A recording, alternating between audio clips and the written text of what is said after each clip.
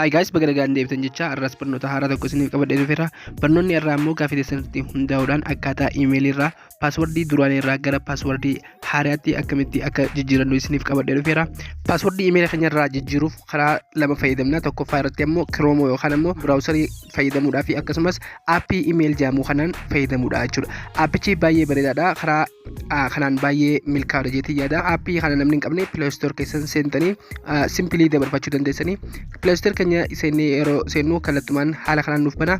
Jalqaba irratti iddoo search jedhamu kana irratti Gmail jennee barreessina. Aappii kana ni buufanna jechuudha.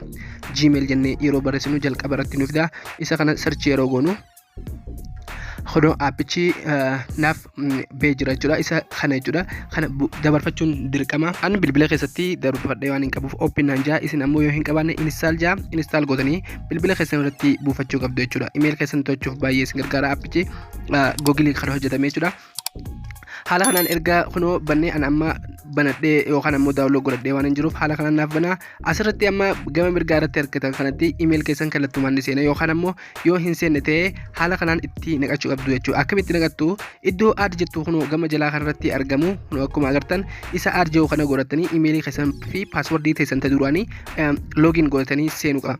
Jalqaba irratti ammoo wanni nuti goonu paaswordii jijjiiruudhaaf jalqaba irratti loogoo gama mirgaa irratti gama gubbaa kanarratti argamtu nin cuqaasa. Logo yeroo cuqaasu haala kanaan naaf bana. Sana booda iddoo manage your Google account kan jiru kunoo isa jalarratti argamu kana ni filattu. Haala kanaan yeroo filattu search nu godha. Amma maaliin godha achi deemee iddoo tamiin barbaada. Iddoo security jettu nin barbaada. Kuno akkuma agartan security tiyya kuno bakka kanatti isinis keessan irratti ni jechuudha. Email kamiyyuu ni irra. Amma maal goona erga security cuqeenee gad deemnee iddoo password jettu ni filanna. Passwordii ni barbaanna. Gaddeemnee kunoo akkuma agartan iddoo paaswordii jettu haala kanaan naaf fida. Paaswordii kana niin cuqaasa. Yeroon paaswordii cuqaasu amma kallattumaan eessatti na dabarsa. Kunoo haala kanaan asitti na dabarsa.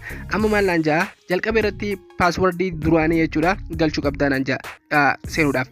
Paaswordii duraanii giseennu paaswordii iimeela kanaan banattan kan jalqabaa ni galchitu. Fakkeenyaaf anan paaswordiin kiyya isa jalqabaa kaniin banadheen kana amma paaswordii jijjiiruuf waan hin deemuuf jalqaba irratti paaswordicha niin galcha paaswordii dullatti jechuudha.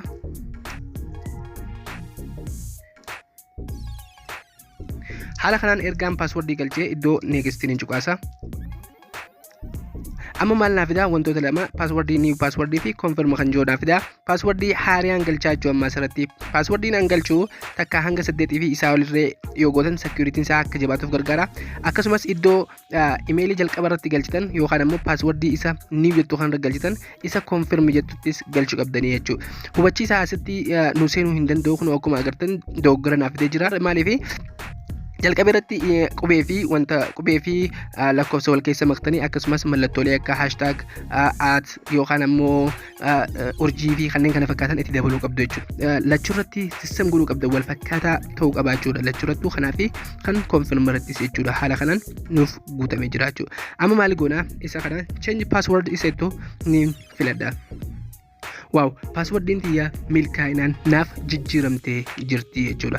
Haala kanaan paaswordii teessan iimeela kamiirraayyuu jijjiiruu dandeessanii akkuma agartan iimeeliin kiyyarraa naaf jijjiiramee jira jechuudha guys. Waan daawwattaniif baay'ee galatoomaa. Viidiyoon kun ammoo akkaataa iimeelii karaa sirrii ta'een itti banattan isin barsiisa.